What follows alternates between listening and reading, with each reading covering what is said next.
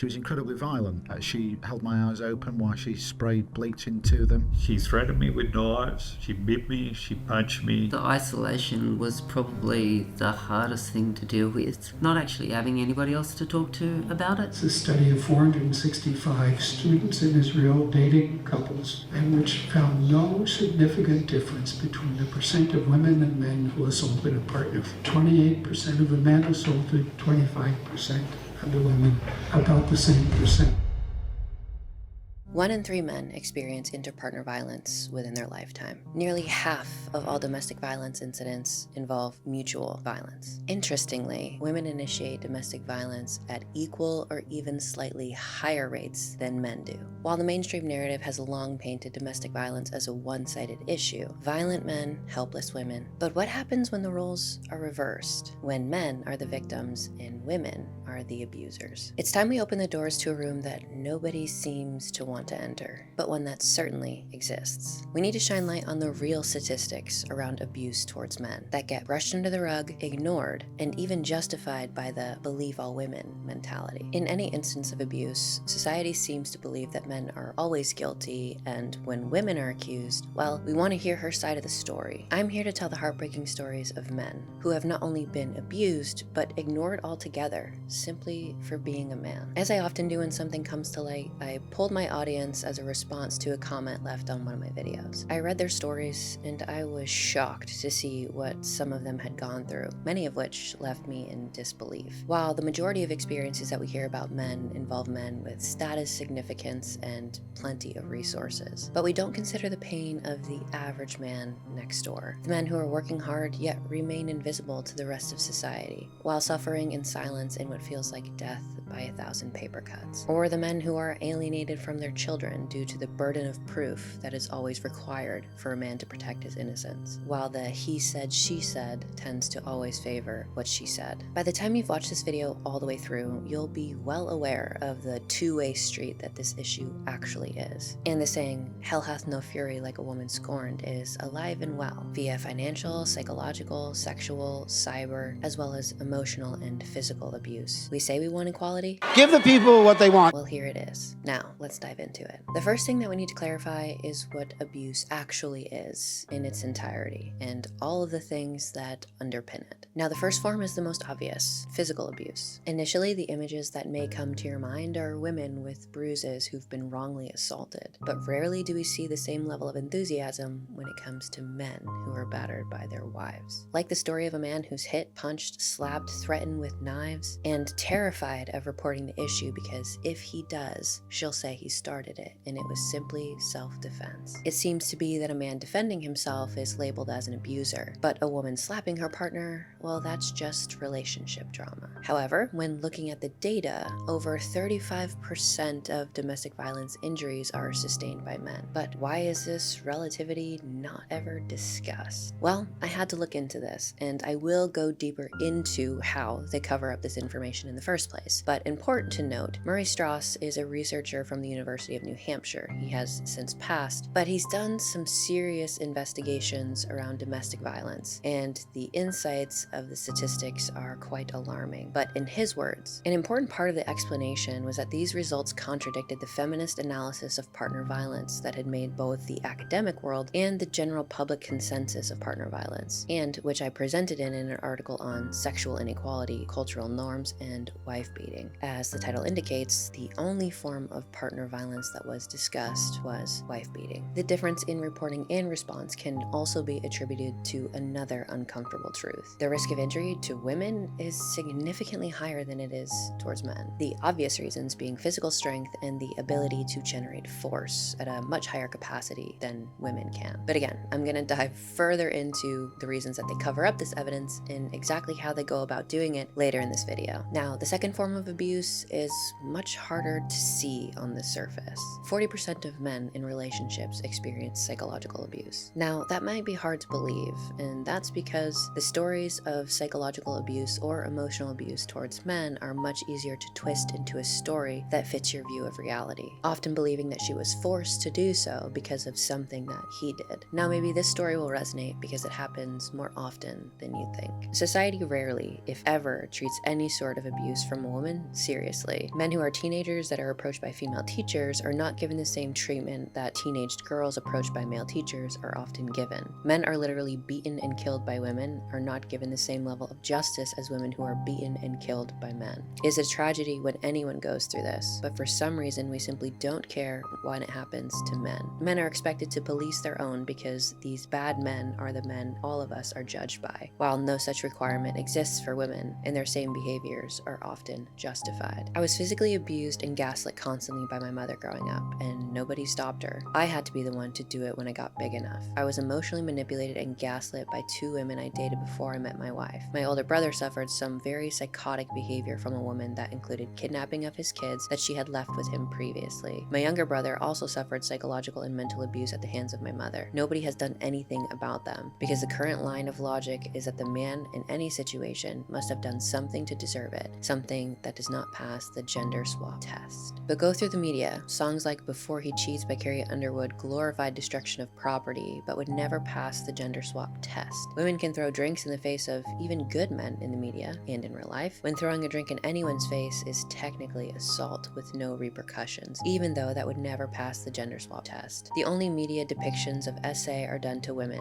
to draw attention to the issue, but the same stories would never pass the gender swap test. A few examples of women beating and killing full-grown men exist, and pretty much all of them paint her as the victim. The song Earl by Dixie Chicks was a couple of women getting away with murder just because the man they killed was physically abusive, arguably justifiable to me because both were wrong, but Earl should have gone to prison instead of being poisoned and dumped into a lake with weights to make sure he'd never be found. The pervasive belief is that all men are evil and all women are good. As a man, I know this. I know her word will always beat mine with no burden of proof required on her end. I know society supports her miles more than it will ever me, and I will still pay for it. Knowing this is reason enough to be evasive, since you never know if she'll take advantage of that power. But it winds up being just one reason in a quiver full of reasons that half or more of men are disengaging from any sort of interaction with women. And when I tell you that the stories get more and more awful, I'm not joking. How many men are threatened with losing everything if they say anything? How many women weaponize and leverage their children in the middle of a conflict? How many men bear the burden of psychological warfare only to remain silent because the crux of their social and cultural norms and expectations put the burden on them simply because they're men? But it gets even more sinister than just weaponizing children. These types of claims can ruin a man's entire life without any evidence that he's even guilty. False allegations are readily available as a means of control. Bullet in the chamber ready to commit social homicide with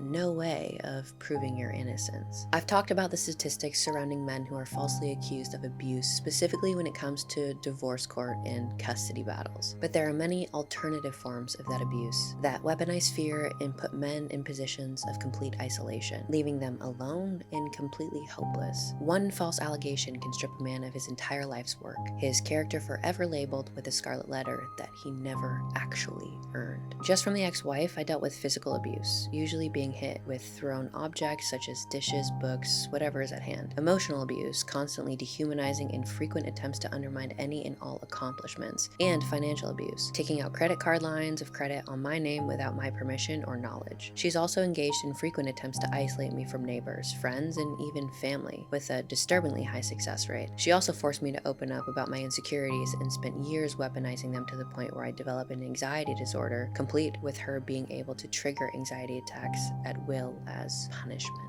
Now, many people question why men are emotional stones, but imagine opening up your vulnerabilities only to be emasculated and weaponized with them. Would you also stifle that expression? Because I transparently absolutely would. When she filed for divorce, she claimed I was the one who was abusive to the courts when demanding the maximum rewards allowable by law, spread outright lies about me to my neighbors, coworkers, acquaintances, members of her church, and even my close family in efforts to further destroy me. Sadly, this worked in most cases, and even after finally being rid of her, my relationship with nearly everyone I had ever met never fully recovered. My ex-wife went to war with me after ending our marriage with adultery. For 8 years, she waged lawfare against me in attempts to obtain sole custody of our child. It started with family court and false abuse allegations, and then elevated to criminal with false accusations. This led to being briefly incarcerated and on trial for life in prison with zero evidence and passing a polygraph. She obtained sole custody and alienated me from my child's life. If that isn't domestic violence, I don't know what is. Now, verbal abuse is another layer that falls underneath emotional abuse, and this includes name-calling, sarcasm as a means of condescending or insulting your partner, emasculating your partner in front of friends, family, or in private. And this is also something that women will strategically do more often than men as a means of control and manipulation. It's often used to undermine a person and how they feel. Going back to the idea of weaponizing vulnerabilities, you can weaponize somebody's emotions to elicit a behavior. That is manipulation. Statistics show that 12% of women and 17% of men experience verbal abuse in relationships. And unfortunately, this is typically a stepping stone into physical abuse. And under verbal abuse, we have to discuss gaslighting, because this is not simply when somebody disagrees with you. The reality of gaslighting is convincing somebody that they do not see or experience what is actually happening. More formally, gaslighting is a form of psychological manipulation in which the abuser makes the victim question their own reality, perceptions, or memory in order to gain power and control. Key signs are somebody saying that never happened when you know it did, minimizing somebody's feelings in the presence of an alarming experience, saying things like, "You're overreacting, stop being so sensitive, it was just a joke." Now, another layer of this is blame shifting, which happens very often, specifically in narcissistic style relationships. But essentially, it's putting the blame on somebody else. You made me do it. If you hadn't done that, well, I wouldn't have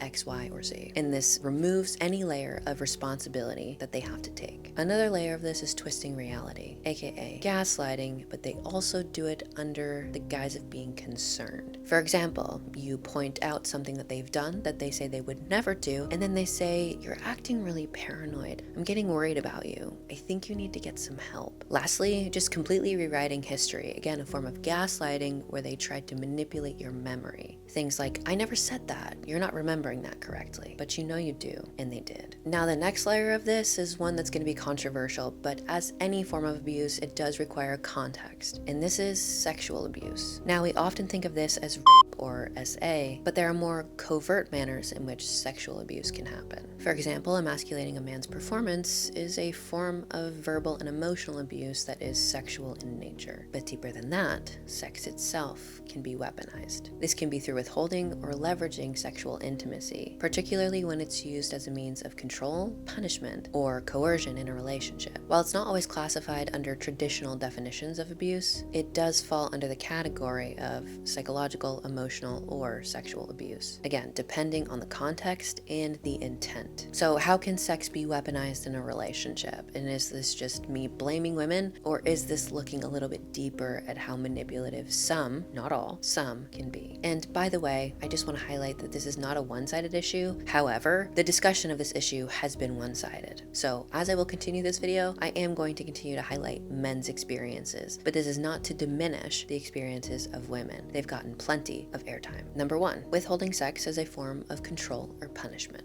And I quote, "My ex was neglectful in every way a girlfriend should be there for a man. Emotionally, physically, sexually, and when I mentioned it, she would gaslight me into feeling like a bad person for even wanting to spend time, touch, or get intimate. We got engaged at 18, and by 21 she had cheated on me, blamed it on me, and manipulated me into feeling like I was the bad guy for getting mad about it. We stayed together for 7 years after that, and the whole time she remained so distant that eventually didn't want me around. Yet, when I went to break up with her, she had still tried to gaslight me into staying, claiming that she didn't know anything was wrong. I've been alone for going on 4 years now, and I wish I could say I was happy, but I'm not. Connecting with women is extremely hard now that my view on them has been so thoroughly tainted." How do we know if refusal around sexual intimacy is actually a form of manipulation or honest? Like I said earlier, intent. Or where a partner refuses intimacy not due to personal reasons. Examples of stress, medical concerns, trauma, etc. But as a manipulation tactic to gain power in a relationship. And this is harmful because it allows one person to dictate the terms of intimacy and any ounce of affection. And it can cause emotional distress, resentment, and low self-esteem in one one partner. And this also reinforces coercion through deprivation. This makes one partner feel like they have to comply with non-sexual demands to gain intimacy. The next layer of this is using sex as some type of bargaining tool, where one partner offers intimacy only if the other falls under certain conditions, such as doing favors, buying gifts, or giving into every demand. Now, this is harmful because it reduces intimacy to a transaction, which undermines genuine emotional connection. This can also be a form of coercion, so it makes the relationship feel completely conditional. And lastly, it creates an imbalance of emotional investment between the two, where it teaches one partner that they must constantly earn affection. The other way that sex can be manipulated is through guilt and obligation. This is where one partner might say, if you really loved me, you do X. Or you've got covert contracts, which are, well, I did this, so you owe me that. This can create problems in a relationship, obviously, because then some of the intimacy that is experienced is not necessarily consensual, and creates an environment where sex is expected and not necessarily mutually desired. And ultimately, this can lead to resentment and emotional detachment over time. Now, the next layer is a little bit more sinister, and this is where a partner intentionally alternates between extreme affection and complete withdrawal. And this is a means to control another person's emotions. And this mimics intermittent reinforcement, and this is a psychological manipulation tactic that is used in abusive relationships. Huge red flag, huge. And it makes the victim more emotionally dependent on the abuser, and they wait for good behavior to be rewarded via intimacy or otherwise. But this leads to emotional instability and self-doubt in the other partner. And this format, at its fundamental principle, again, not always aligned with sexual intimacy, but in general, is very, very common in narcissistic relationships. Again, to be clear, not having sexual intercourse is not a means of abuse. However, the intent behind the behavior can be manipulative, emotionally and psychologically abusive. And this would mean that it's a repeated tactic to gain control, coercion, or punishment. Now, another layer of this that is not often discussed, but men certainly take the brunt of, would be financial abuse. This includes running up somebody's credit card, draining their bank account, threatening to take everything if they were to report the issue or say anything. Now, I would also be remiss if I did not discuss the fact that there can be financial power imbalances within a relationship. This is where one person, who typically makes the majority of the money, controls the behavior of another person, or weaponizes the ability to acquire resources if they do not fall in line. Now, typically this is seen as a male to female dynamic, but remember, in the modern world, this can be flipped, where 40% of women out-earn their spouse. Lastly, but certainly not least, we have revenge porn or digital abuse. This could be threatening to release explicit photos or videos, reputation slandering via social media or otherwise, or harassing people and their new partners, like a psychopath. Now, in a more disappointing light, we have the evidence that shows partner violence is both equally experienced and exercised by men and women. That's right, equally. But that is not covered publicly. So I have to ask, why? Well, Strauss has covered this at length in his research and in one of his major papers, which I am going to read a few segments of here to give you a better understanding of where the data went, why it was removed, and the pressures to keep it out of the mainstream. There are 7 methods that researchers and publishers have used to keep this stuff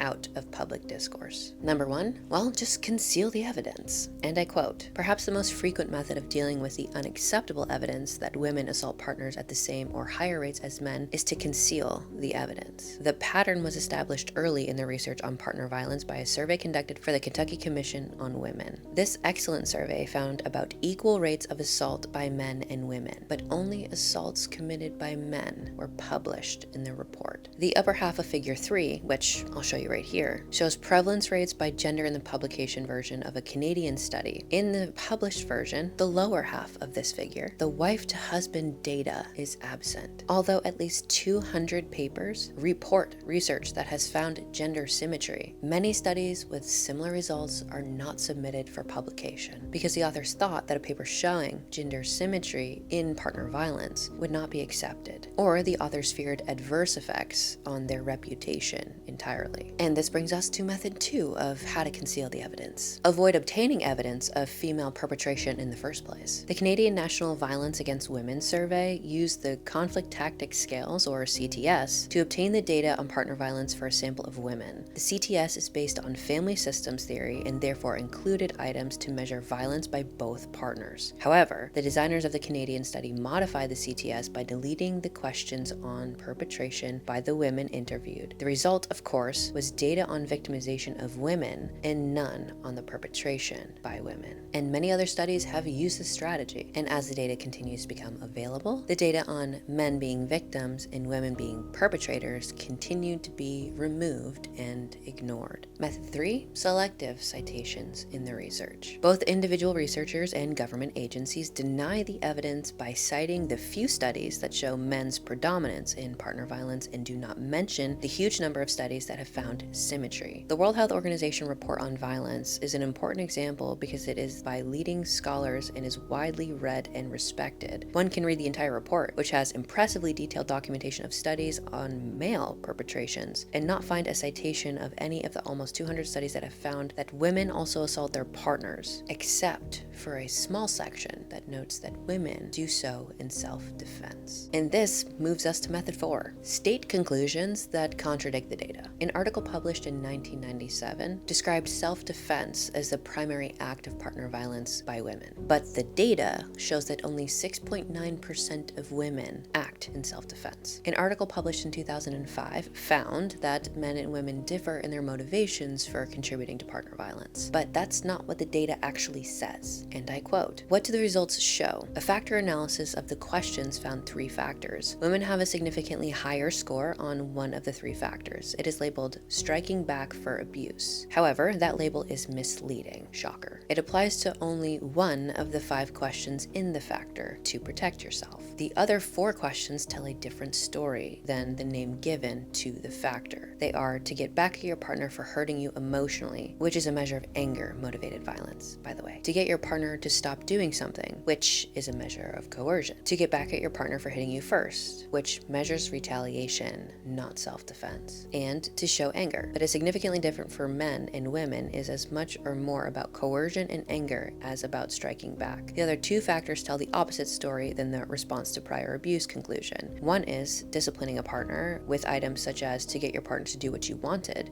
The other is exerting power with items such as to feel more powerful. Men and women did not differ on either disciplining a partner or exerting power. That is, women use violence to exert power and punish their partner just as often as men do. And the next layer to this, method 5, is blocking publications. This method of denial mostly works through self-censorship by authors who fear their article will be rejected or that it will undermine their reputation. And he gives a really clear example of how this happened in the process of this. A dramatic example occurred while this article was being written. A colleague co-authored an article with me that dealt with gender symmetry. She probably did 60% of the work on the article. During the course of our collaboration, she learned about the harassment and penalization of some researchers who have published on gender symmetry. This will come later in another method, by the way. That led her to withdraw from co-authorship of an important article. She was coming up for tenure and promotion review and feared authorship of that article would adversely affect the chances for a successful review and also a more general stigmatization that could make finding an alternative position difficult. If her perception of the threat was wrong, the fact that her fear and its effect on her scholarly work was real. Method 6, prevent the funding of research that would investigate female partner violence. In December of 2005, the National Institute of Justice invited grant proposals to investigate partner violence and sexual violence. It stated that studies involving men victims are not eligible for funding, but equality. And method 7, harass, threaten, or penalize researchers who publish evidence on gender symmetry. And I quote, "Because being harassed or penalized is not mentioned in public articles, most of the examples in this section refer to instances in which I have been the target. However, a number of others have experienced similar treatment, and some examples are presented. The most extreme example was the experience of Susan Steinmetz. Sorry if I get that wrong. When she was at the University of Delaware and was being reviewed for promotion and tenure, there was an organized attempt to block her appointment through unsolicited letters to her department and the university president. They asserted that she was not a suitable person to promote because her research showing high rates of women's perpetration of partner violence was not believable. In short, they accused her of scientific fraud. An academic version that implies fraud is Fleck and colleagues from 1978. Even more extreme, there was a bomb threat at a daughter's wedding. At the University of Manitoba, a lecturer's contract was not renewed because of protests about her research which found found approximately equal rates of partner violence by women and men. Is anybody else's head spinning? We can't be honest. We want the truth, but we can't handle the truth. What is this? However, at a larger picture, you might be going, why does this matter? Why are we talking about the research? Here's a publication. Why are people not talking about it? Not a big deal, but it matters. And it matters because there are consequences to this. This means that every story that is published, every media take on this subject is biased and untrue. And it continues to drive the pictures that we paint, and then screens for the stories that we're willing to accept or not based on believability versus true evidence. And we can look at this from a different, similar example, if you will. But homicide rates. TV statistics in the US competed by increasing their coverage on crime. And as a result of this, the coverage itself increased by 473%. And the homicide rate that they were covering actually decreased by 33%. But the public opinion was wildly different, thinking that things were escalating over time.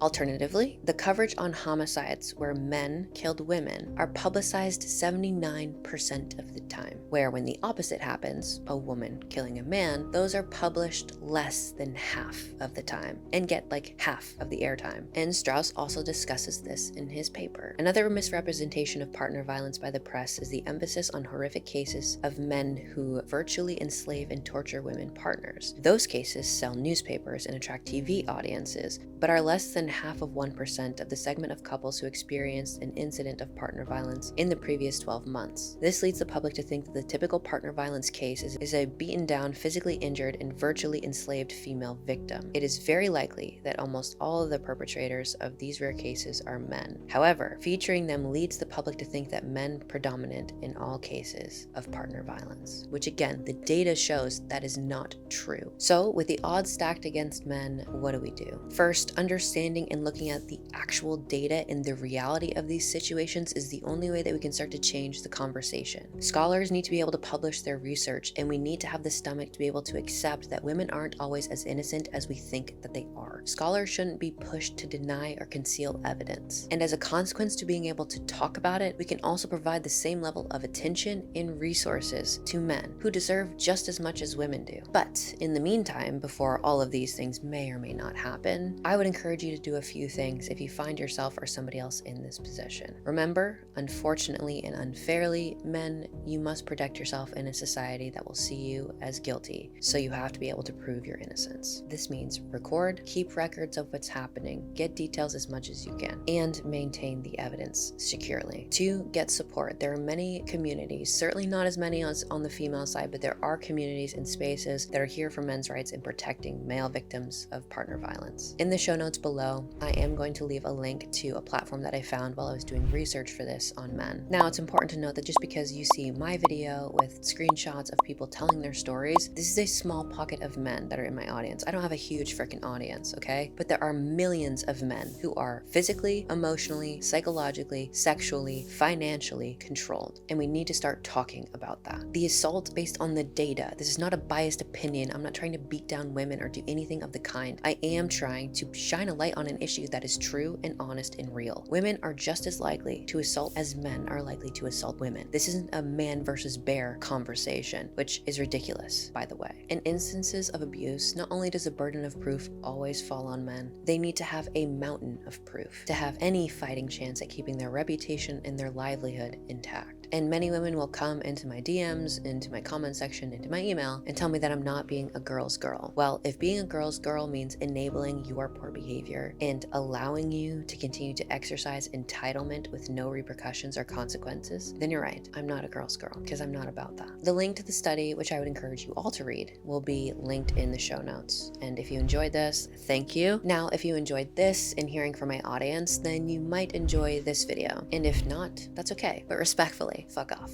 And I say that as a term of endearment, okay? We're just having fun here, keeping it lighthearted. Ka-chow.